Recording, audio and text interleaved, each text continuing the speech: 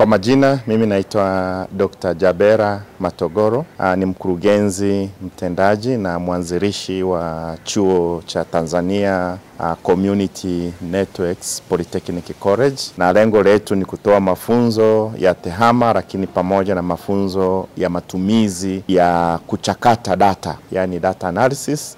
Kwa mwaka huu tumekuwa na mafunzo ambayo yalianzia Mwanza, lakini tulipotoka Mwanza tukawa na mafunzo mengine ambayo yalifanyikia Morogoro, na bahati nzuri sasa leo tunahitimisha mafunzo ya awamu ya kwanza kwa mwaka huu 2025 katika eneo la Dodoma hapa hoteli ya Royal Village, na kwa kweli tumepata mwitikio mzuri. Tumepata washiriki ambao wametoka kwenye taasisi binafsi, serikali, tunao wanafunzi wanaofanya masomo ya uzamili na uzamivu, na watu wanaojishughulika na shughuli mbalimbali, vijana waliomaliza vyuo ambao wameona fursa hii ya namna ya kutumia na kuchakata data kwa ajili ya matumizi mbalimbali. Na kama ambavyo tumejifunza kwenye mafunzo haya, lengo ni kujengeana uwezo, kwa sababu unapokuwa na takwimu inazo taarifa mbalimbali, na ndio maana dira yetu ya taifa inayotuongoza sasa namna bora ya kujiendesha, takwimu ni kitu ambacho ni cha msingi sana. Sasa kuwa na takwimu ni jambo moja, lakini kuchakata takwimu ambayo ni bora ni jambo la pili.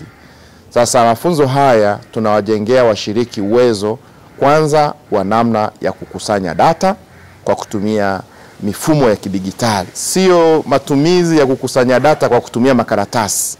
Sababu kwanza makaratasi yana changamoto zake. Cha kwanza utunzaji, lakini cha pili uchafuzi wa mazingira. Na cha tatu, muda mwingine unapokusanya data ama takwimu kwa makaratasi, kuja kuzingiza tena kwenye mifumo ya kidigitali unahitaji idadi kubwa ya watu. Kwa majina naitwa William Malinyingi, ni mwezeshaji wa haya mafunzo.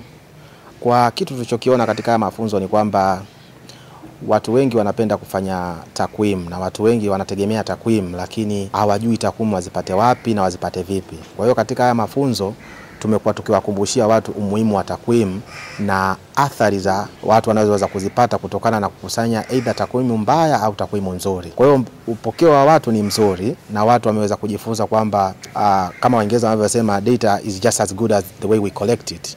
Kwa hiyo katika process mzima au mchakato mzima wa ukusanyaji takwimu, mlolongo mzima utakuwa mbovu, basi tutakachokipata pia kitakuwa kibovu.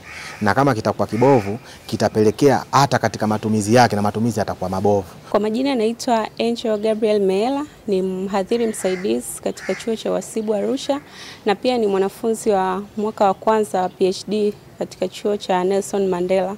Nafasi hii ya kuhudhuria mafunzo haya ya SPSS yananisaidia sana na yamebadili sana mtazamo niliokuwa nao kuhusu zoezi la ukusanyaji wa data, kuanzia fomu zinavyoandaliwa na uchakataji wenyewe wa data, kwa sababu ili uweze kupata matokeo mazuri ni lazima uwe umejiandaa kutokea mwanzo.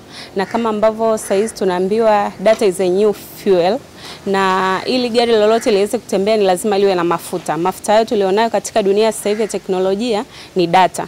Na ili data ili ziweze kuleta maamuzi sahihi katika taasisi au katika research inayofanywa, ni lazima ziwe zimeandaliwa vizuri kuanzia mwanzo. Ni lazima data ziwe na quality, zile quality zinazotakiwa kwenye data: completeness, validity, accuracy, consistency na mengineyo. Lakini pia data hizi lazima zikusanywe kutoka kwa wahusika sahihi. Kuna wale kusanya data ambao hawafiki kwenye eneo husika na wanaleta data ambazo hazijatoka kwenye eneo ambalo lilikuwa linatakiwa, na hivyo zikija kuchakatwa zinaleta matokeo ambayo sio yalikuwa ya wale walengwa halisi. Mimi naitwa Hindu Ibrahim, na tukia Benjamin Mkapa hospitali kwenye kurugenzi ya utafiti na mafunzo, nikiwa kama mkurugenzi msaidizi wa utafiti na ubunifu. Tumeweza